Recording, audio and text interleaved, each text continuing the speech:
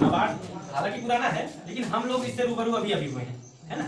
नाबार्ड भी एक ऐसा विभाग है जो पैसा भी देता है किसान को खेती करने के लिए और उससे उसका सामान भी खरीदी करता है।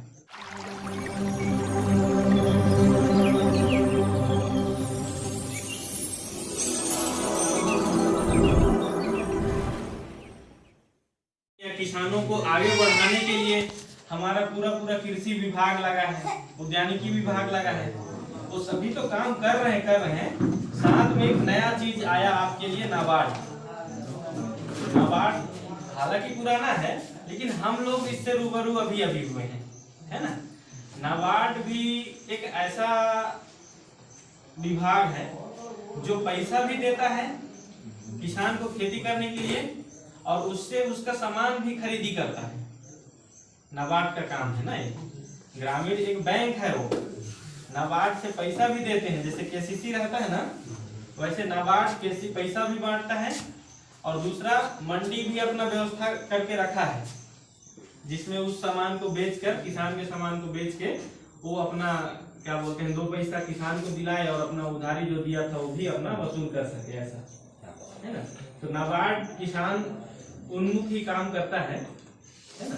तो वही चीज लाया है नाबार्ड के माध्यम से एफपीओ में करना क्या है, जैसे कि अभी क्या चीज का खेती हो रहा है इधर आप लोग में से,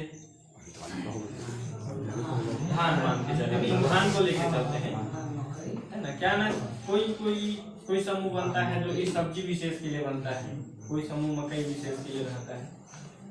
तो इसी प्रकार ये हमारा जो समूह है धान को मान के चलते हैं, है ना। तो अब देखिए एफपीओ हमारा कहाँ पे फायदा करेगा, ठीक है।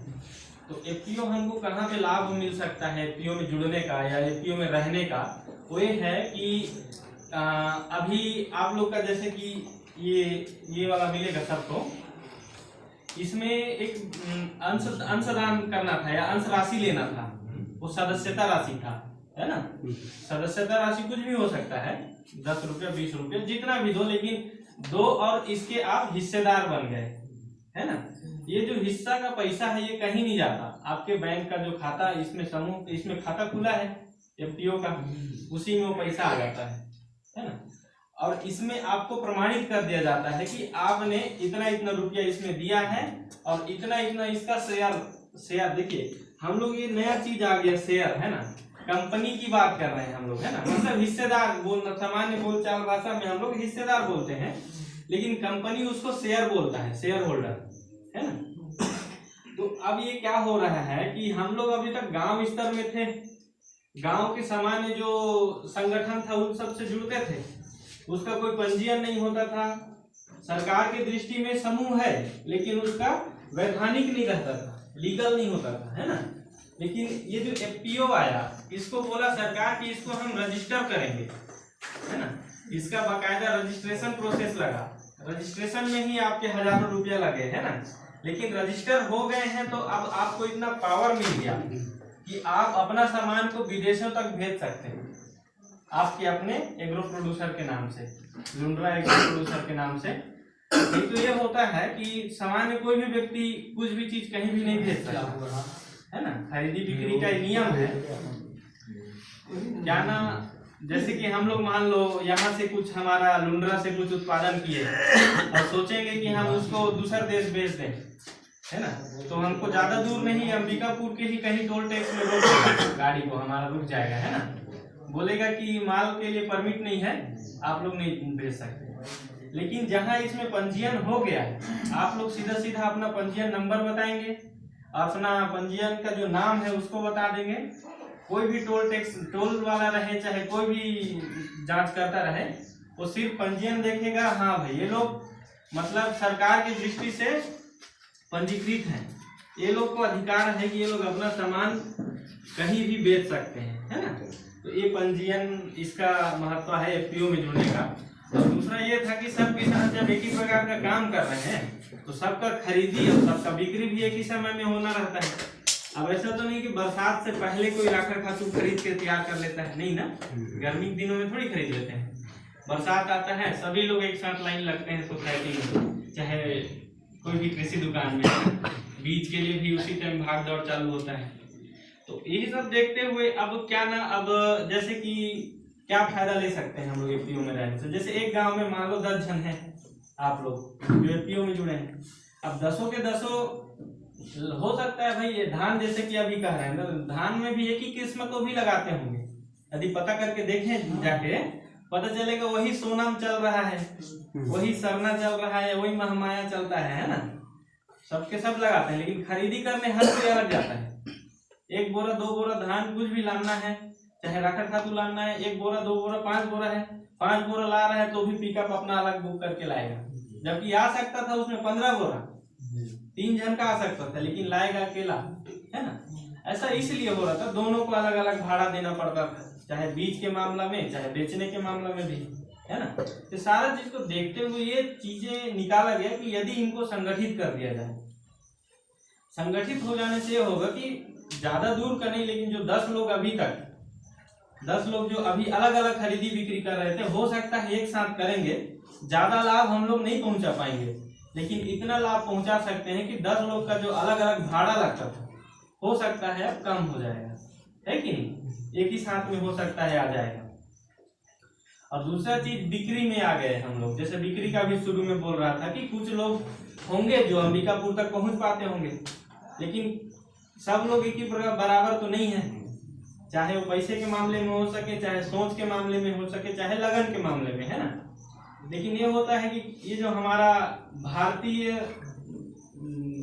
जन में ये पाया जाता है कि देखा सीखी ज्यादा चलता है ना। एक व्यक्ति यदि बढ़िया कर रहा है तो उसका देखा देखा दूसरा भी करने लग जाएगा, होता है कि नहीं।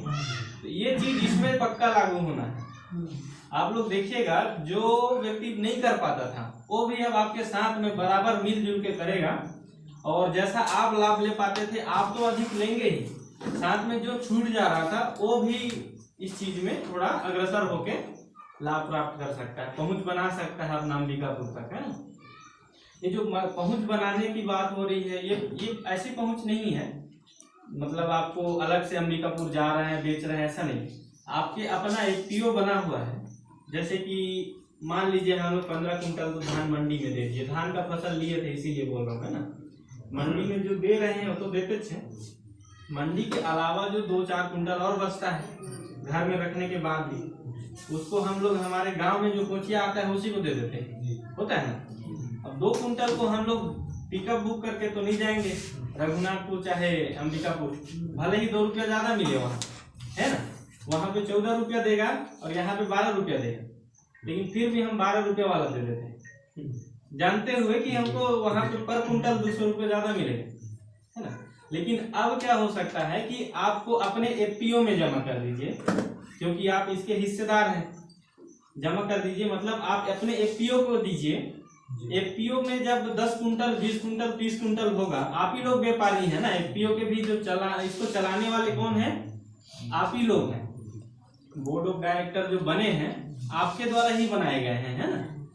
कभी जैसे साल भर हो गया, साल भर बाद मन करता है कि बोर्ड ऑफ डायरेक्टर में से परिवर्तन होने चाहिए, तो आप स्वयं इच्छुक हैं कि एक आध बैठक में आए, बोले कि बोर्ड ऑफ डायरेक्टर बदल सकते हैं, कभी भी आप में से कोई भी। तो इसका जो संचालन होगा या इसमें जो कोचिया है वो कौन है, आप सभी 300 लोग हैं, है ना, ठीक है ना। तो आप किसी बाहरी व्यक्ति को नहीं दे रहे हैं, एफपीओ को दे रहे हैं, मतलब आप अपने आप को बेच रहे हैं, ठीक है। तो जैसे आप 12 रुपए में बेचते थे तो 12 रुपए में ही एफपीओ को दे दिए, और एफपीओ में जब इकट्ठा 20 कुंटल 40 कुंटल 50 कुंटल हो गया, एफपीओ 14 रुपये में बेच दिया।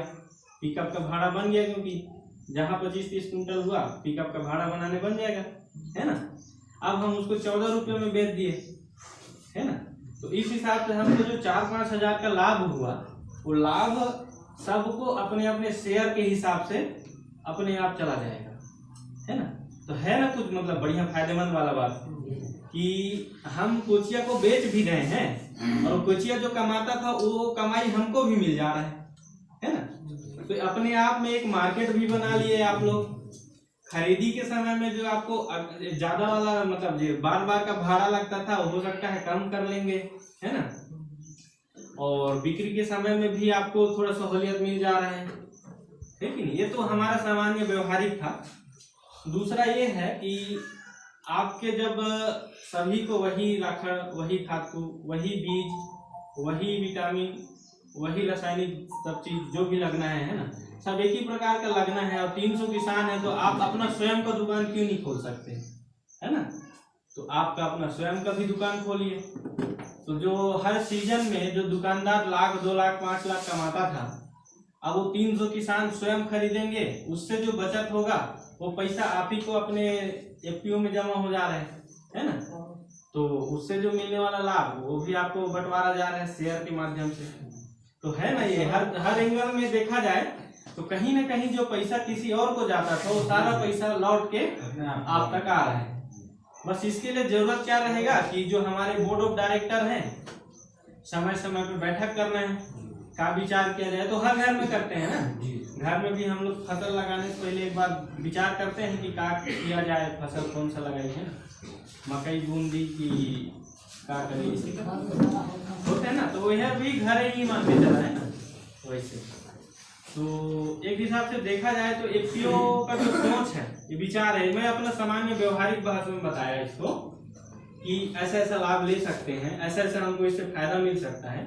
तो ये फायदा ठीक लगा ना कि जो किसी और को जाता था वो घूम फिर के अपने आप अपने तक आ रहा है। अब जब हमारे 300 किसान जुड़ गए, सरकार आज केसीसी के माध्यम से एक व्यक्ति को 1 एकड़ में 15,000 20,000 रुपये दे रहा है। लेकिन यहाँ पे 300 किसान है ना, 300 किसान संगठित हैं। आपके गांव में सिर्फ आप ही लोग तो नहीं है किसान, आपके जैसे और 50 किसान हैं, लेकिन आप ही लोग क्यों आए हैं इसमें? कुछ तो उत्सुकता होंगे ना आपको, ठीक है, मतलब आप जागरूक होंगे तभी ना आए। सरकार को भी तो वही चाहिए।